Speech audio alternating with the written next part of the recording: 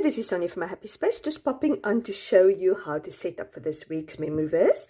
This is our new verse, 2 Corinthians 5:17, a very beautiful, well-known verse.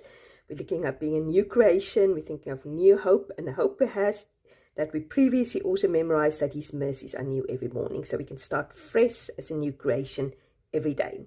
So we're going to put that into our daily section. This is the verse you're going to concentrate on the daily basis. Your old daily verse, you're going to move into the even section. You're going to memorize that on the even days or revise that on the even days. Your old even verse, you're going to move into the odd section. You're going to revise that on the odd days then. Your old odd verse, you're going to move into the weekly section. I'm going to do Thursday because last week we did Wednesday.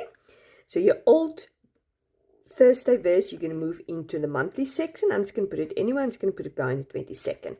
So yeah, so you have an opportunity to go over your verses again. And our first memory verse is moving now into the weekly section. So at least once a week, you will go over Psalm 31, verse 14 to 15. I hope you're going to have a very blessed week. This is the last verse in the series.